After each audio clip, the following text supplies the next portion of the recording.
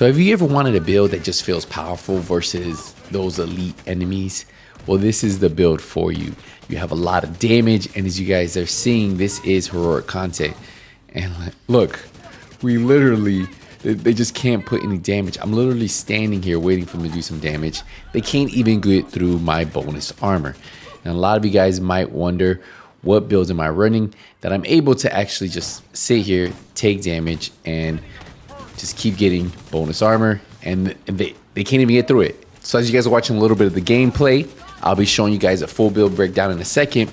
But obviously this build, you guys probably noticed, there's something that is protecting me against those elite enemies. Yes, this is a protection from elites build that still puts out a lot of damage. I was trying to find a good balance of damage, protection from elites, and then obviously, you know, that allows me to take out those red and purple enemies first, and then I can focus the gold enemies, because that is going to be your weak point in this build when those red purple enemies start to push you. So if you guys are excited to see the build, get ready, because we're about to show you. Make sure you guys drop a like on the build if you enjoy this type of build, and if you're ready to feel like a god in the Division 2, well, this build is for you.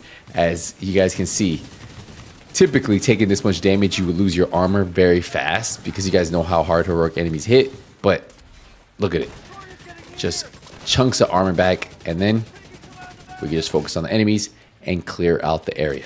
But yeah, let's get into the build and show you how I have this set up. So for this build, we are running the Kingbreaker, and you guys probably saw this thing was still hitting. And what's crazy is we have so much survivability on this build. The fact that we could just stay there and face tank those enemies, as you guys were seeing, all comes down to being able to have weapons that allow you to do that too. So we have the Kingbreaker here. He has 112,000 damage, 22% expertise on there, so we're getting an additional 22% weapon damage. So obviously that's going to help out the build. We have assault rifle, health damage, and 10% damage to targets out of cover. Obviously we have perfect flatline on here. What that does, it's going to amplify weapon damage by 20% to pulse enemy. So obviously you need to have a nice chunk of base weapon damage so you can amplify that, right? And then after 2 kills, applies pulse to the next enemy you hit. Now we are running the technician class because we want that link laser pointer, and we don't have to worry about running any other class because we have enough protection from elites, as you guys probably figured out. Yes, so we'll see in a second. So we have crit chance on the optics, we have a 20 round mag on the magazine, and then we have 5% crit chance on the muzzle itself. Now you can pair that up with whatever secondary you want. Scorpio's always a great one to put on there. Remember, the Scorpio has that talent called Septic Shock, and it works great for PvE, or some people use it in PvP, but it works great for this build. Now if you want something that gives you some type of armor on kill, you can run any weapon that has like preservation. You could even run something like the mop that gives you 10% armor on kill, plus you could stack preservation on it. Just a lot of different ways you guys could run it.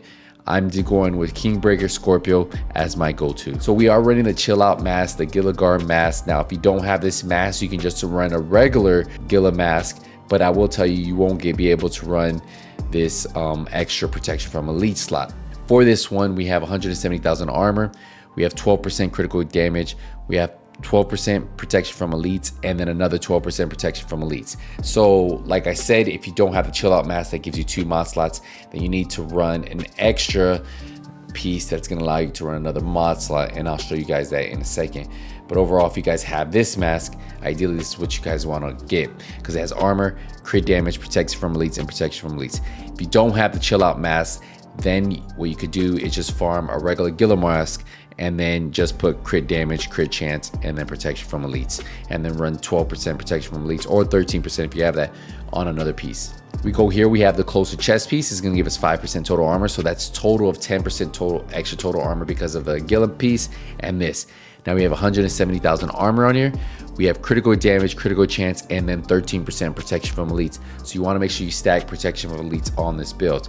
So a perfect spot it does is it amplifies total weapon damage and skill damage by 20% to pulse enemies. You're going to be amplifying your total weapon damage, so that's why you want to have regular total weapon damage on this build. For the holster, we have the improvised holster. What this is going to do, it's going to give us the ability to run a mod slot on our holster. So we have armor on here, crit chance, crit damage, and then we have protection from elites. So these improvised pieces can be crafted. You can craft this at your vendor. So you just go over to the crafting station and then you can craft them. It will take you a while, but hopefully you get some lucky rolls and then you don't have to use that much to optimize it. We have our improvised knee pads, same thing. You have to craft this at the vendor. We have armor, crit chance, crit damage, and then protection from elites.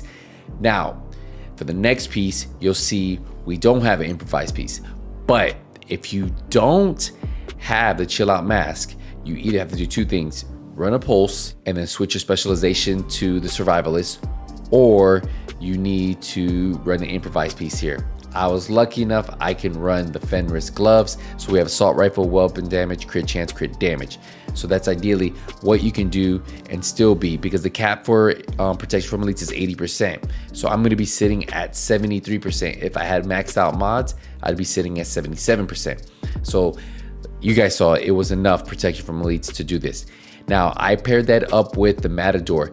The extra 5% on the weapon damage is going to allow me to hit harder. I tried it with a Cheska piece. I had more crit chance, was sitting at 60%, but I was actually hitting a lot less than actually stacking weapon damage on the build. So I have about 50% crit chance now, and I hit harder with this. And this has a talent called Perfect Adrenaline Rush. What this is going to do is whenever you're within 10 meters of an enemy, you gain 23% bonus armor.